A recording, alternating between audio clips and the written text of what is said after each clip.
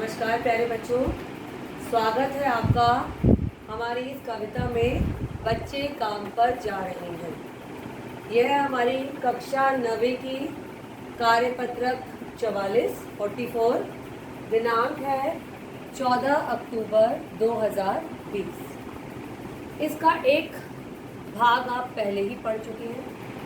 उस भाग में हमने चर्चा करी थी कि किस तरह हमारे कवि राजेश जोशी जब सुबह कोहरे से भरी ठंड के दिनों में छोटे छोटे बच्चों को काम पर जाते देखते हैं तो उनके मन में किस तरह के सवाल उठते हैं। वो ये देखते हैं कि वो छोटे छोटे बच्चे बचपन छोड़ के कुछ ज़्यादा ही जल्दी बड़े हो गए, वो बेबस हैं। उनके दिन खेलने कूदने के हैं, विद्यालय जाने के हैं। ऐसे में उन्हें वो सारे काम छोड़कर सुबह सुबह काम पर जाना पड़ रहा है। इस पूरी कविता में हम पहले भी बता चुके हैं कि जिस समस्या को उठाया गया है वो है हमारी बाल मजदूरी की समस्या, आर्थिक असमानता की समस्या। इन दो समस्याओं पर हमारे कवि राजेश जोशी ने बात करी है। आइए अपनी कविता को आगे ले जाते हैं और कुछ और भागों पर चर्चा करते हैं। कवि राजेश जोशी ये समझने का प्रयास कर रहे हैं कि आखिर क्या कारण है कि इन बच्चों को पढ़ाई लिखाई छोड़कर काम पर जाना पड़ रहा है। देखिए क्या कहती है हमारी कविता।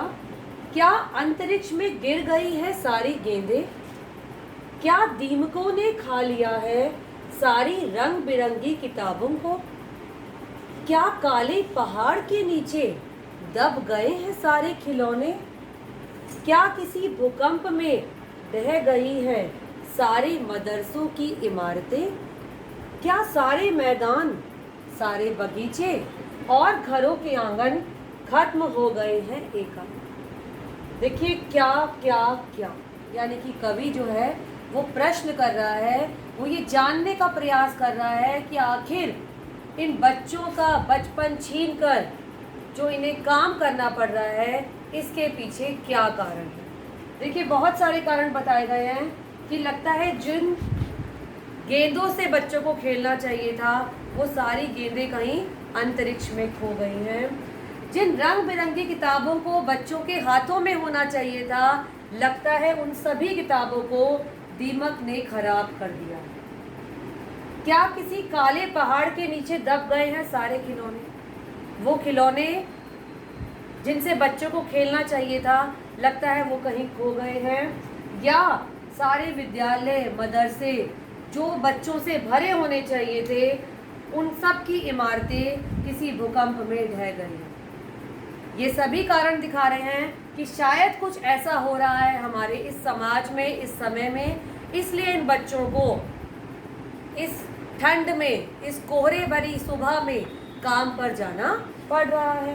क्या सारे मैदान बगीचे घरों के आंगन किसके लिए प्रसिद्ध थे पहले? बच्चों के खेलने के लिए। बच्चों की किलकारियों से घर गूंज उठता था जब वो आंगन में खेलते थे।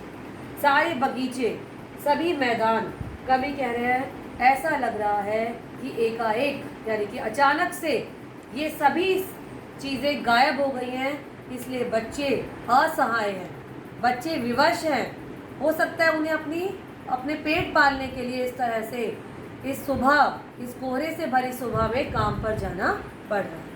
इन चंद लाइनों में कवि ने बाल मजदूरी की समस्या को ही उठाया है। अब हमारे कार्यपत्रक में जो प्रश्न दिए गए हैं वो बहुत ही आसान है। देखिए पहला प्रश्न कहता है कि कविता की पंक्तियों में बच्चों के लिए क्या क्या समाप्त हो गया। वो सभी बातें हैं जो अभी हमने डिस्कस करी हैं, वही मैंने यहाँ पर लिखी है। देखिए कि बच्चों के लिए गेंदें, किताबें, खिलौने, विद्यालय, मैदान, बगीचे, घरों के आंगन खत्म हो गए हैं। दूसरा प्रश्न, आपके विचार से क्या सभी बच्चों को खेलकूद और शिक्षा के समान अवसर प्राप्त है?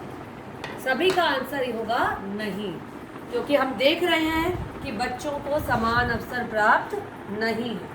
इसीलिए तो ये पूरी कविता की जो पृष्ठभूमि है वो इसी प्रश्न पर ही तो तैयार है अगर सभी को एक समान अवसर प्राप्त होते तो शायद ही कविता बनती नहीं। तो आप लिखेंगे कि नहीं, मेरे विचार से बच्चों को एक समान अवसर प्राप्त नहीं है, इसलिए बच्चों को बचपन में पढ़ाई लिखाई छोड़कर काम पर जाना पड़ रहा है।